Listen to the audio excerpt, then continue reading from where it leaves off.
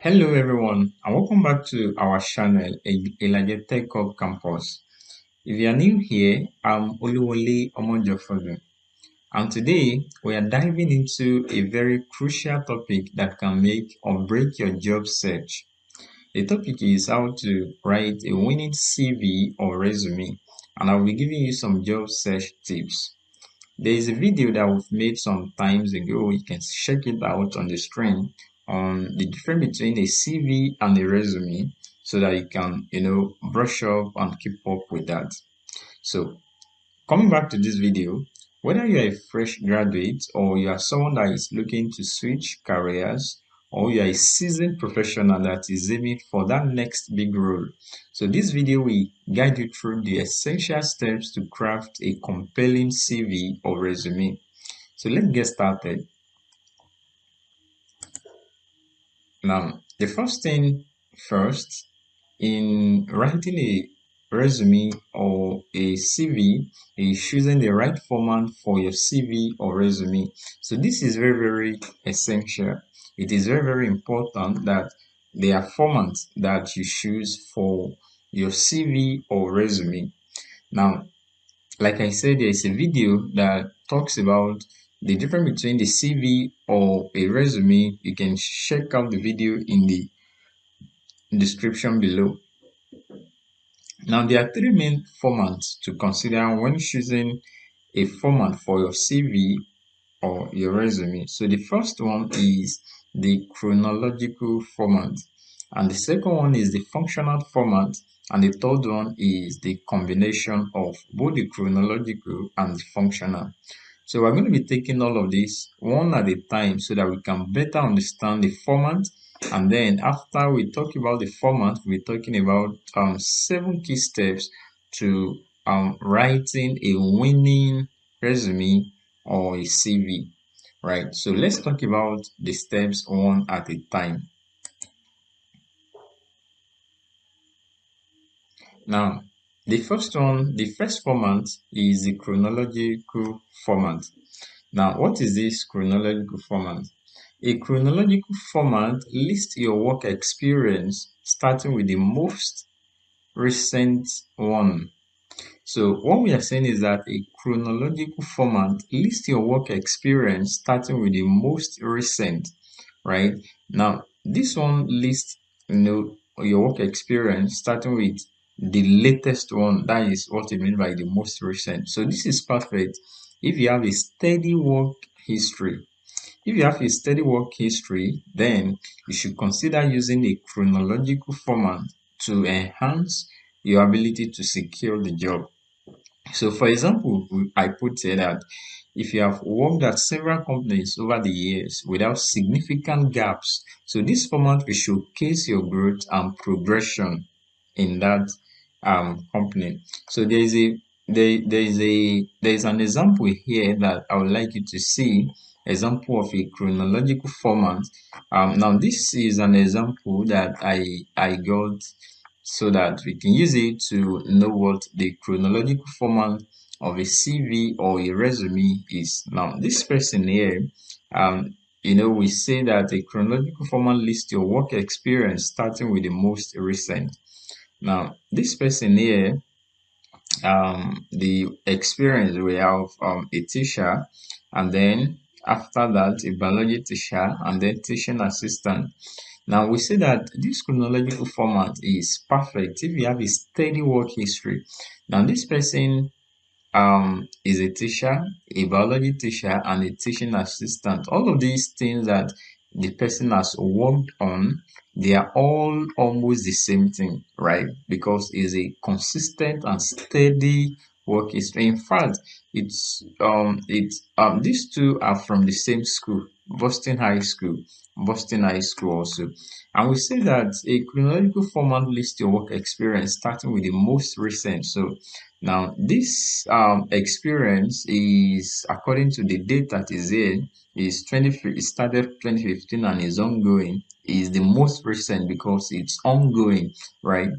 And this one, the biology teacher at Boston High School, it's from 20 it's 2013 to 2015, And then the teaching assistant, same also at Boston High School, is from 2009 to 2013. So what we are saying is that the chronological format lists your work experience starting from the most recent. So let's look at the functional format, right? We're looking at the three formats that you um, can use in order for you to write your CV. We've looked at the chronological format.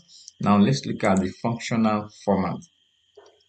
Now, a functional format, on the other hand, focuses on your skills and experience, making it ideal if you have gaps in your employment or you are switching careers. So, this format allows you to highlight what you can do rather than when you did it. So, the difference between this functional format and the chronological format is that in the functional format, it focuses on your skills and your experience, right? Let's say that you do not have a consistent work format, just like in the chronological.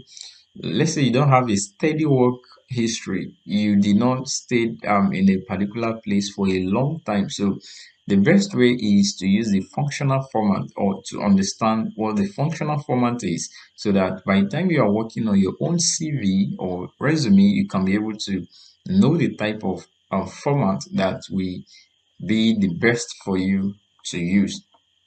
Now we're saying that the functional format allows you to highlight what you can do rather than when you did it. So there's an example right there that we'll be looking at. Now look at this example of this person here. Instead of, see, let's look at this one again. You see this one now, this person here listed their job experience in this chronological order, but this person, due to the fact that it doesn't have that luxury, list the skill set that they have.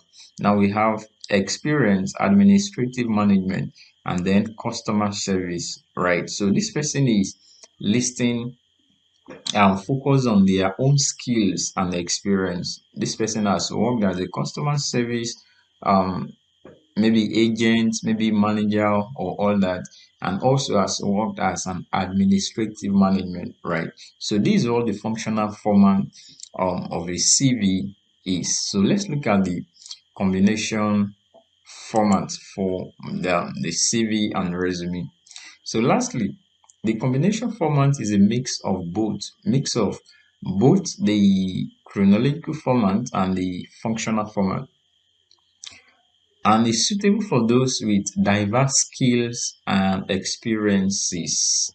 So this format highlights your skills while also providing a chronological work history, giving employers a comprehensive view of your qualifications. So this particular format is usually, recommended if you are starting out, because it contains the format of the chronological order and also the functional format, and making them together as one. So is suitable with people with diverse skills and people with diverse experiences, because you have the ability to use the two formats that will provide a chronological work history that will give employers a comprehensive view of your qualifications. So there we have it. Let's look at an example that I have here. So we have this person here, and you can see what I'm talking about. Now, in this way, now this person used a combination format to list their work experience and some of the things they've been doing before, uh, so that it gives the employer will be able to see the larger picture, and the employer will be able to have a comprehensive view of this person's qualifications. All right, so now let's look at so now that we've looked at the format to look, let's now go into the 7 key sections of your winning CV or resume. Remember, the essence of this video is on how you can craft a winning CV or resume.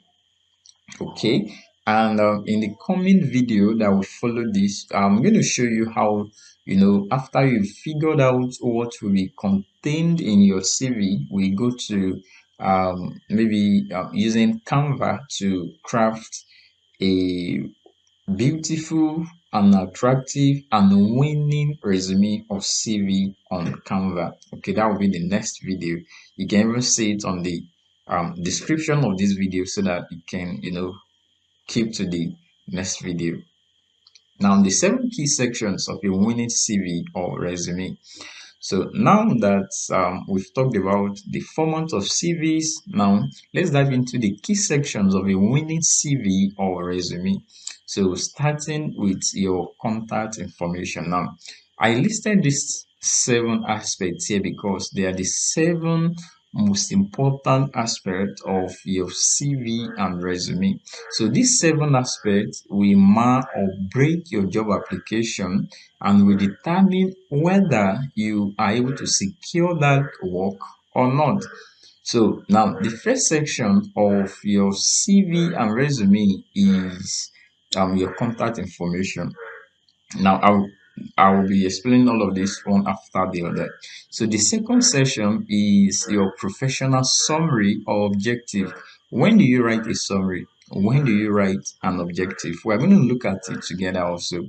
So the third section is on your key skills, listing your key skills that are relevant to the job at hand, and we'll be looking at that. Then the section 4 is about your work experience. What experience do you have in relation to the job you want to apply for? Then this fifth section is on your education. So your education, what level of education do you have that qualifies you for the job at hand? So we'll be looking at sixth section, which is your certifications and trainings. So what certifications do you have apart from your education?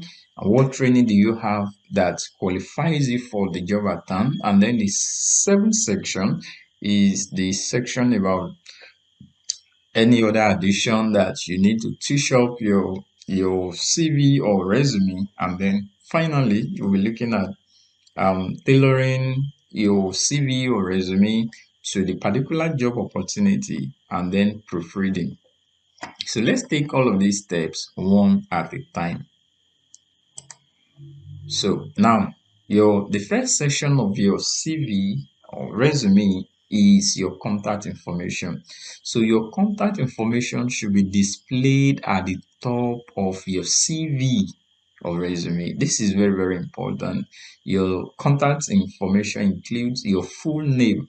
Now, your full name, I'm talking about full name, the name as it is in your ID card.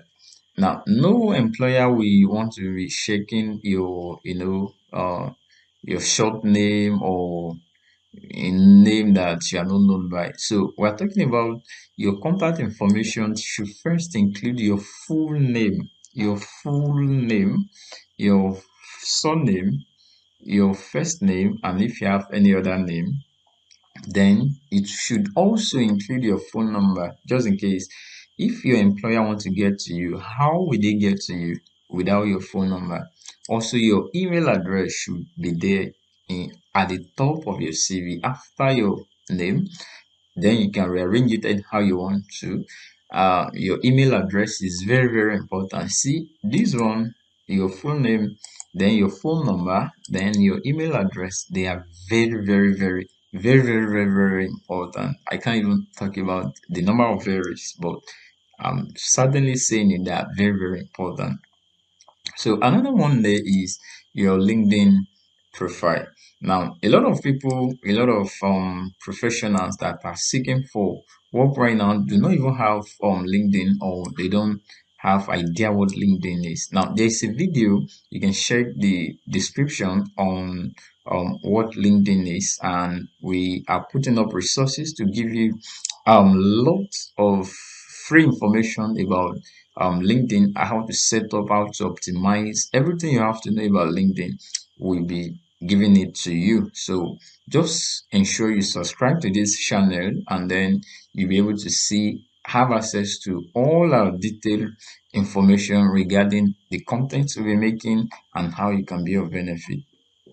So, in your contact information, lastly, should also contain your address, and this one is optional, and optionally your address.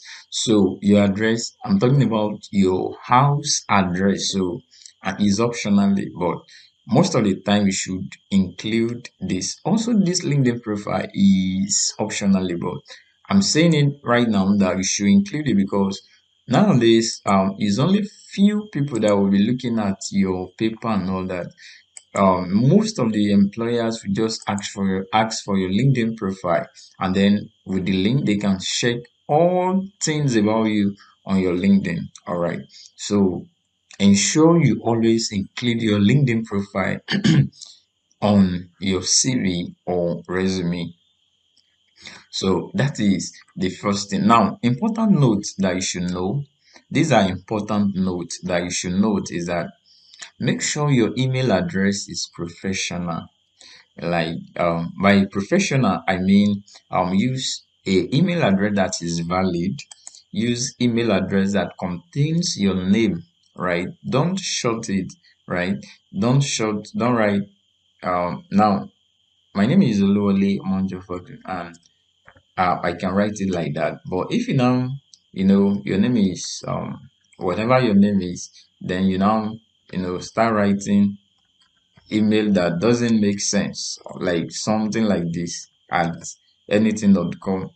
So employer just look at you that this person, you are not that serious. Okay, so you should use email address that have your name. You can just create it specifically for professional stuffs. You don't have to buy um spend money on email. Just use one that have your name. Use Google Mail, your name Google Mail at googlemail.com. That just it. So let me just put it there. The form of the format that you should use. So your name.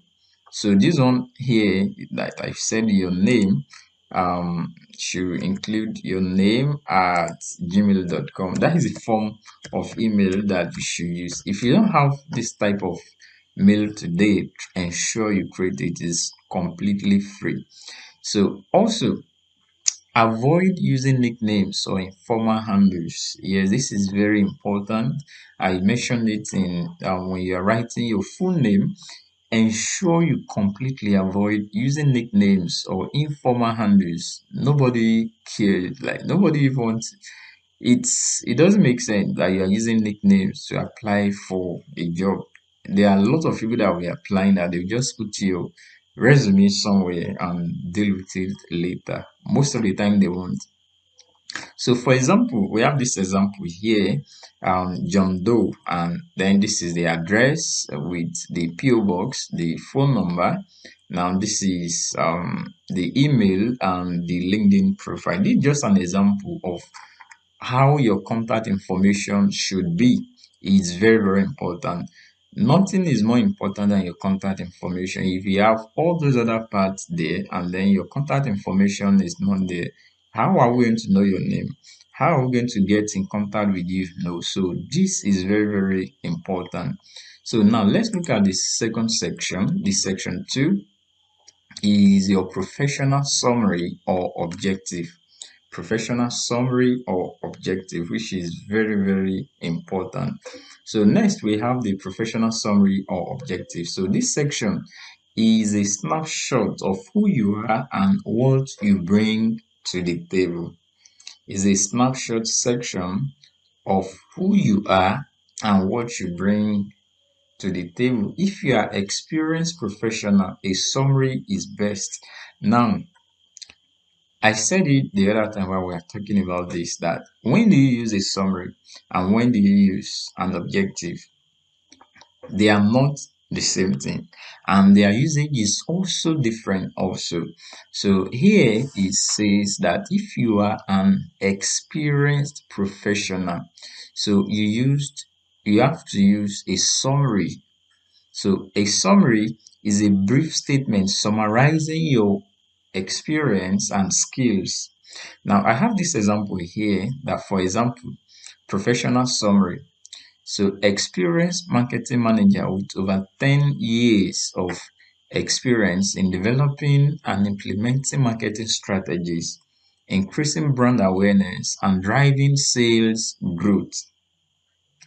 Now, I'm talking about professional summary or objective. And we are saying that if you are an experienced professional, so you have to use a professional summary. Put it there as a summary, that a brief statement that summarize your work experience and also your skills, just like what I put down here. But if you are entry level candidate means that you are just starting, maybe you are a fresh graduate, or maybe you just learned a particular skill that you want to put into practice, or you are changing career, you are going from one industry to the other. So an objective outlining your career goals and what you aim to achieve in the role is more suitable. So this is how you use summary and objective. So if you are entry level or you are changing career, an objective is what you need to include, not a summary. Now look at this example. So this example, where the objective is a recent graduate with a degree in computer science and seeking software development position to utilize my coding skills and to contribute to innovative projects. So this is how to use a professional summary or objective. Summary is for experienced professionals, and objective is for entry level candidates or those that are changing careers. All right. So let's go to the third one, which is the key skills. We are looking at 7 main aspects of writing a winning CV or resume. So the third one is your key skills. Key skills. Now, what does this mean? So list your skills in bullet points. Tailor these skills to the job you are applying for and include both hard skills like technical abilities and soft skills such as communication and teamwork. So this gives employers a quick snapshot of your capabilities. Now, you have to tailor your skill in relation to the job you are applying for. Let's assume that you are applying for the job of hotel manager, for example. Now, you have to tailor skills that is in relation to hospitality, to customer service, to stuff like that, that will give you edge at the opportunity, right? Don't put irrelevant skill that is not relevant to the job you are applying for. Right. Let's say you are applying for hotel manager now, and then you have a skill as a welder, and you are putting that you are iron bender. So you see, they do not relate with each other at all. So you have to tailor your skill set, and what you are putting there are that relate to the job you are applying for, because it will give the employer a quick snapshot of what you can do, what you are capable of. Now look at this example that is here. Key skills of this our example is digital marketing, search engine optimization, SEO, content creation, data analysis, project management, team leadership. Now, this is an example, but if you are applying for a marketing role, skills like digital marketing and SEO are very, very crucial. But if you are applying for a project management role, project management and team leadership should be highlighted in your skills. So now the uh we've talked about the section 1, which is the contact information. We've talked about the section 2, which is professional summary objective. The section 3, which is your key skills. Now let's look at section 4, which is work experience. Now, this work experience is also better. For work experience, list your job titles, company, company names, locations, and dates of employment.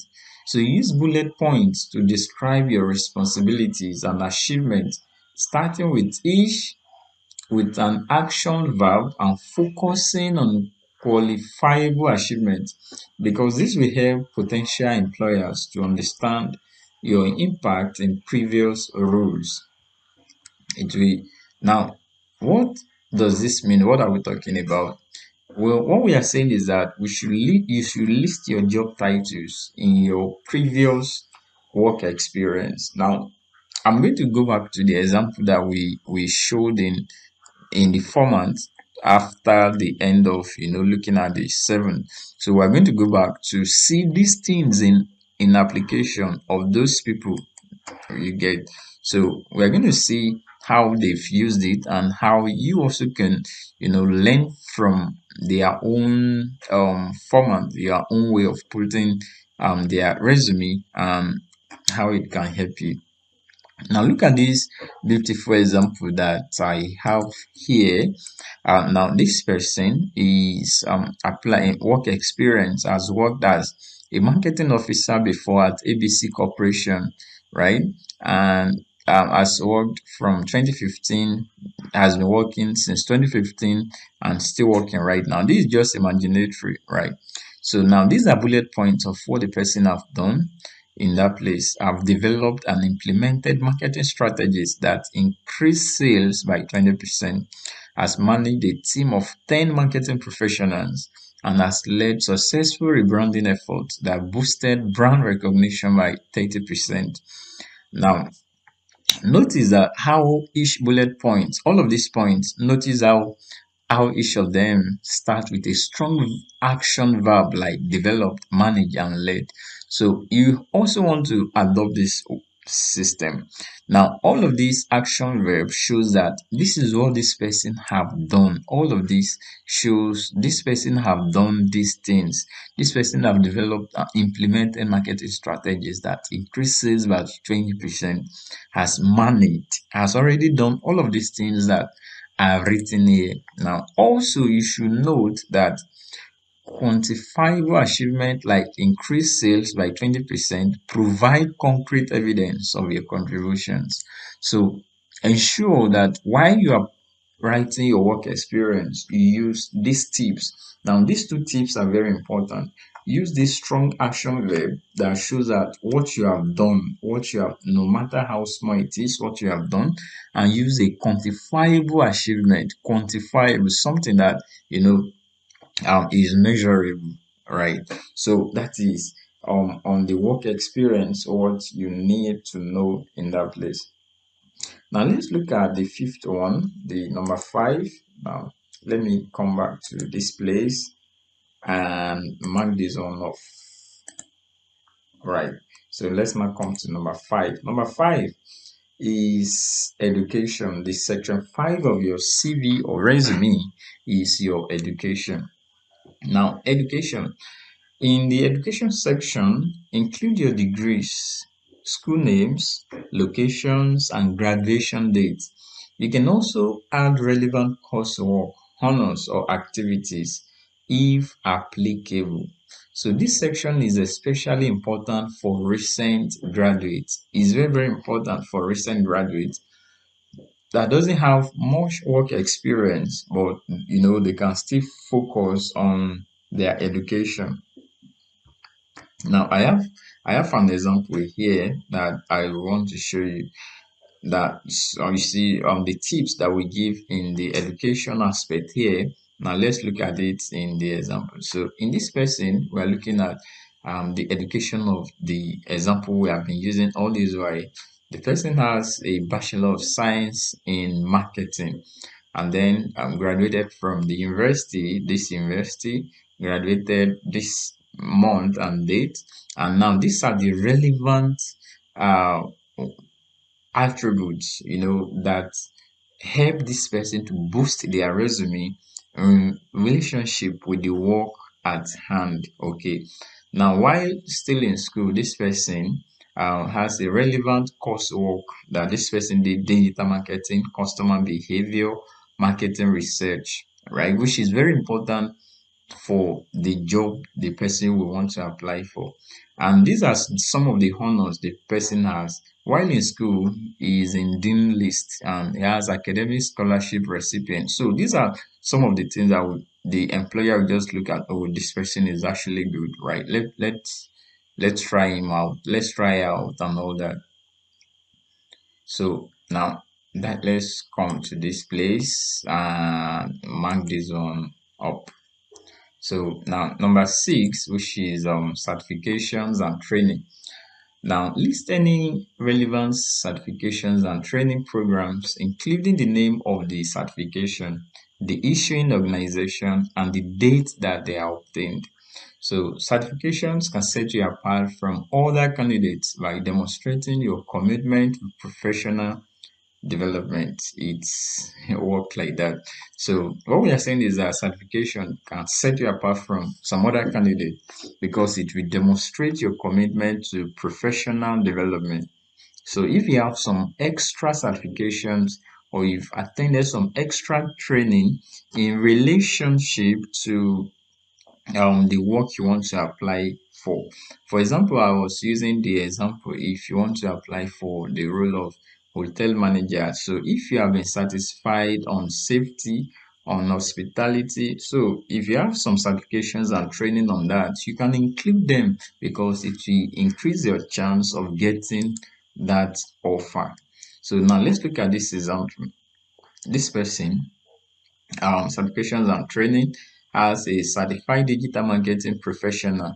This example is for the that person that wants to apply for a marketing manager role. So, and it's showing some extra certification that is certified as a digital marketer, and then uh, at this place, and then also Google also certified in June 2020 as Google Analytics. So all of these are part of the things that will give you an edge while the employers are going through your applications. So let's come to this place and mark that off. Done. Now let's look at the additional section. Now, the additional section, you can include additional sections such as projects you've done, volunteer work that you've participated in, languages, and professional affiliations. So these actions, or these sections rather, help showcase your skills and commitment to beyond your job roles. Now, for example, if you have worked on significant projects or volunteered in relevant capacities, you can just include all of this, right? They are just additional, something additional that can add more weight, can add more authority to your resume is what we are talking about. Now, look at this example that is here. This person has done some projects. One of the projects is project manager for this company's website design and all that. These are sorry, volunteer work.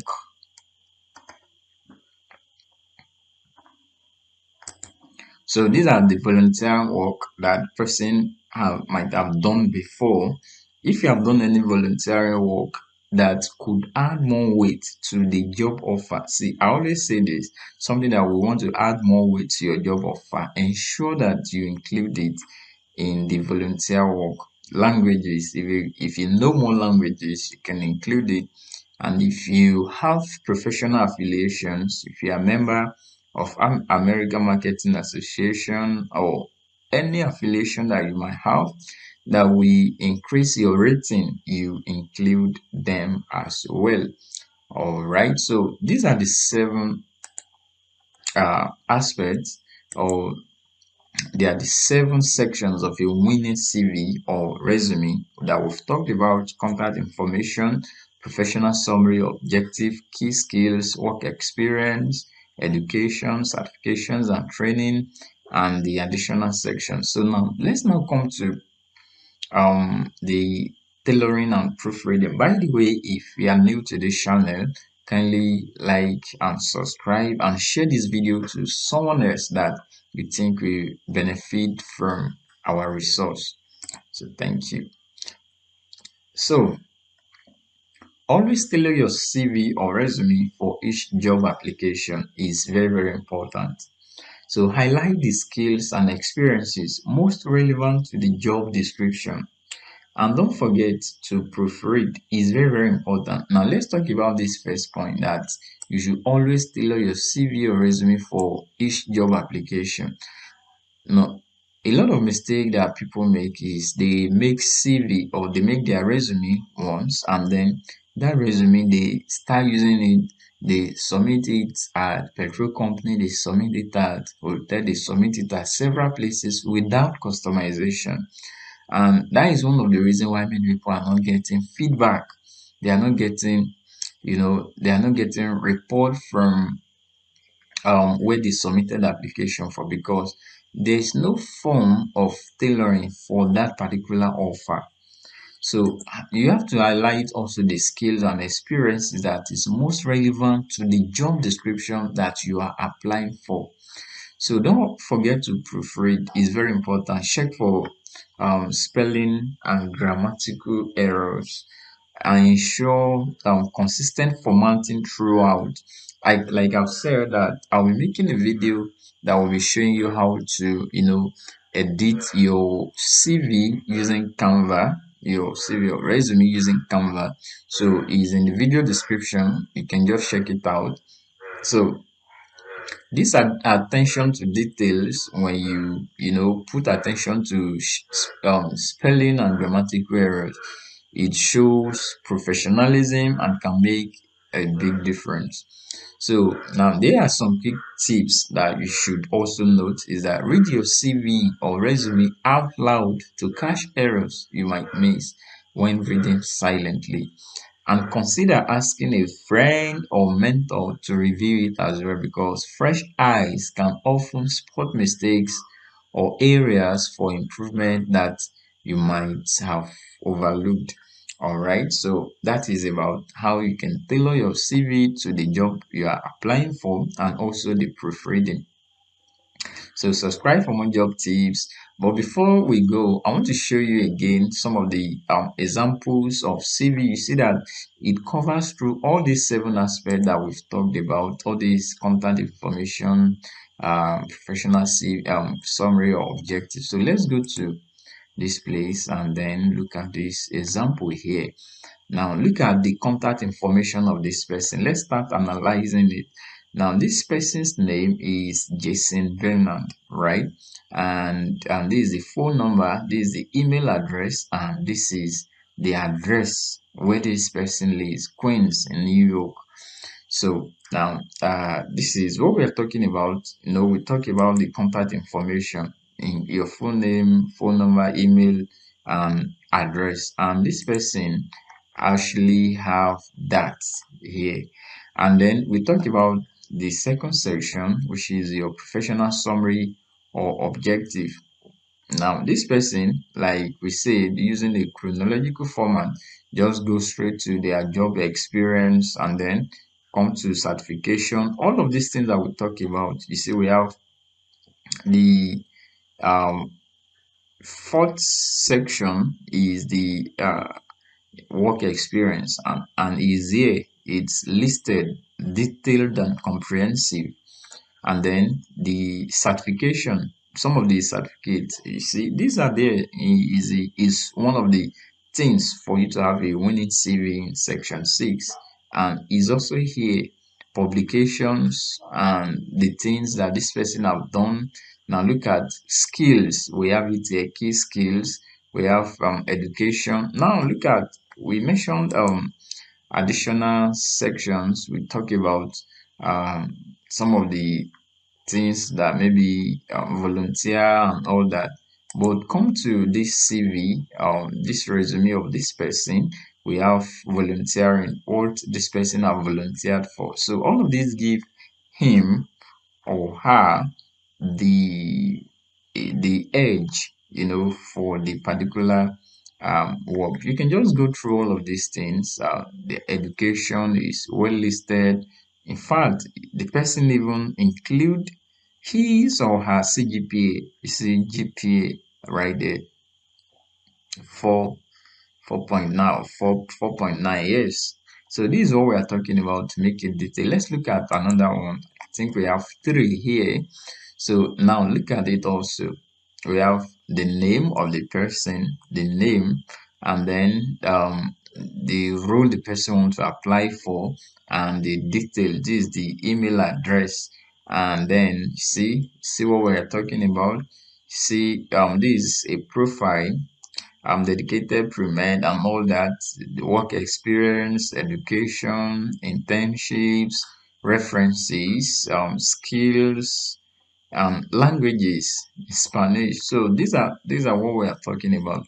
So let's look at the third example before the end of the video. We have the name, the role the person wants to apply for, the phone number, the address, the email address, the LinkedIn. Yes, this person usually have everything complete. Now we have summary. Remember, we say summary is for professionals. So this shows that this person is a professional, right? Because it's using a summary, not an objective. So this person is a CFA certified fintech analyst. Yes.